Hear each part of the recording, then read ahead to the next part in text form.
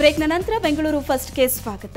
ಹೆಚ್ಚಿನ ಜನಪ್ರತಿನಿಧಿಗಳು ಪ್ರಚಾರದ ವೇಳೆ ಮತದಾರರನ್ನ ಸೆಳೆಯೋಕೆ ಏನೆಲ್ಲ ಕಸರತ್ತುಗಳನ್ನ ನಡೆಸ್ತಾರೆ. ಬನ್ನಿ ಇವತ್ತು ಎಲ್ಲೆಲ್ಲಿ ಹೇಗೆ ಪ್ರಚಾರ ನಡೀತು ನೋಡೋಣ.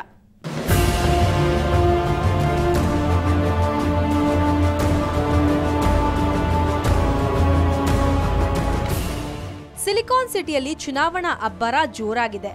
ಸಿಟಿ ಜನರ ಮನಗೆಲ್ಲಲು ಅಭ್ಯರ್ಥಿಗಳು ಇನ್ನಿಲ್ಲದ ಕಸರತ್ತು ಮಾಡುತ್ತಿದ್ದಾರೆ. ಈ ಸಾಲಿನಲ್ಲಿ ಸಿವಿ ರಾಮನ್ ನಗರದ ತೆನೆ ಹೊತ್ತ ಮಹಿಳೆ ಹೇಮಲತಾ ಕೂಡ ಹಿಂದೆ ಬಿದ್ದಿಲ್ಲ. ಹೇಮಲತಾ ಪ್ರಚಾರಕ್ಕಾಗಿ ಕಾರ್ಯಕರ್ತರಿಗೆ ಸಾವಿರಗಟ್ಟಲೆ ಹಣ ಕೊಟ್ಟಿಲ್ಲ. ದೊಡ್ಡ ದೊಡ್ಡ ಹೋಟೆಲ್ಗಳಲ್ಲೂ ಊಟ ಕೊಡಿಸ್ತಿಲ್ಲ. ಬದಲಾಗಿ ತಾವೇ ಬುತ್ತಿ ಕಟ್ಕೊಂಡು ಮತಯಾಚನೆ ಮಾಡ್ತಿದ್ದಾರೆ. ಅವರ ಬೆಂಬಲಿಗರು ಅಷ್ಟೇ ಬುತ್ತಿ ತಂದು ಊಟ ಮಾಡಿ ಪ್ರಚಾರ ಮಾಡ್ತಾರೆ. ನಮಗೆ ಜನರಿಗೆ ತೊಂದರೆನೂ ಕೊಡೋಕ್ಕೆ ಇಷ್ಟನೂ ಇಲ್ಲ. ಆದಷ್ಟು ಆ ರೀತಿ ದುಂದು ವೆಚ್ಚ ಮಾಡಲಿಕ್ಕೂ ನಮ್ಗೆ ಇಷ್ಟ ಇಲ್ಲ. ಅದು ಮುಖ್ಯ ಕಾರಣ. ನಮ್ಮ ಕಾರ್ಯಕರ್ತರಿಗೆ ಅದೆಲ್ಲ ಇಷ್ಟನೂ ಆಗೋದಿಲ್ಲ.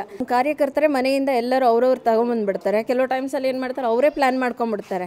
ಯಾಕೆಂದರೆ ಅವ್ರಿಗೂ ಮಕ್ಕಳು ಮರಿ ಇರೋದ್ರಿಂದ ಒಂದು ಕಡೆಗೆ ಅವರೇ ಮಾಡ್ಕೊಂಡು ಎಲ್ಲರಿಗೂ ಹಾಕೊಂಡು ಬಂದುಬಿಡ್ತಾರೆ. ಅದಕ್ಕೆ ಎಲ್ಲರದ್ದು ಒಂದೇ ತಿಂಡಿನೂ ಇದ್ಬಿಡುತ್ತೆ ಕೆಲವು ಟೈಮ್ಸಲ್ಲಿ. ಮತ್ತೊಂದು ಕಡೆ ಸರ್ವಜ್ಞ ನಗರದಲ್ಲಿ ಜೆಡಿಯುನಿಂದ ಕಣಕ್ಕಿಳಿದ ರೀಟಾ ಜೋಸೆಫ್ ಕೂಡ ವಿಭಿನ್ನ ಪ್ರಚಾರಕ್ಕಿಳಿದಿದ್ದಾರೆ.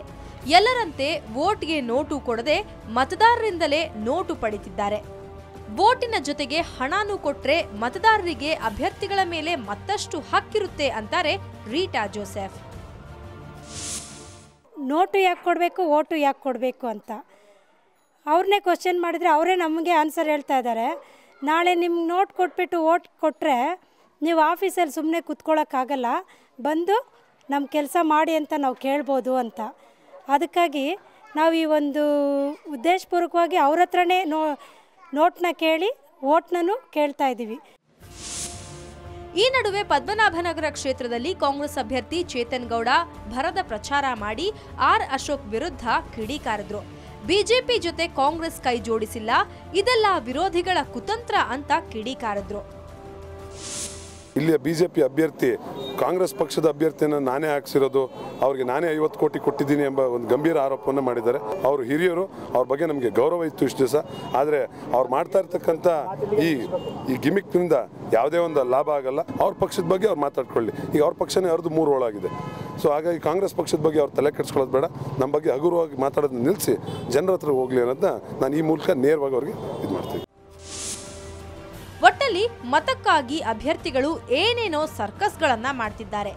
ಆದ್ರೆ ಮತದಾರನ ಆಶೀರ್ವಾದ ಯಾರಿಗೆ ಸಿಗುತ್ತೆ ಅನ್ನೋದೇ ಈಗಿರೋ ಕುತೂಹಲ. ಬೆಂಗಳೂರಿನಿಂದ ಕ್ಯಾಮ್ರಾ ಪರ್ಸನ್ ಕಿರಣ್ ಜೊತೆ ಅಂಚನ್ ಗೀತಾ, ಸುವರ್ಣ ನ್ಯೂಸ್. ಆರ್ಸಿಬಿಯ ಸಿಕ್ಸರ್ ಸರದಾರ ಕ್ರಿಸ್ ಗೇಲ್ ಇವತ್ತು ಫುಲ್ ಶಾಪಿಂಗ್ ಮೂಡ್ನಲ್ಲಿದ್ರು. ಬೆಂಗಳೂರಿನ ಫೋರಂ ಮಾಲ್ಗೆ ಭೇಟಿ ನೀಡಿದ್ದ ಆರ್ಸಿಬಿ ಆಟಗಾರರು ಮಾಲ್ ಎಲ್ಲ ಸುತ್ತಾಡಿದ್ರು. ಅಲ್ಲದೆ ಮಾಲ್ನಲ್ಲಿ ಗಂಗನಂ ಹಾಡಿಗೆ ಸಖತ್ ಡ್ಯಾನ್ಸ್ ಮಾಡಿದ್ರು.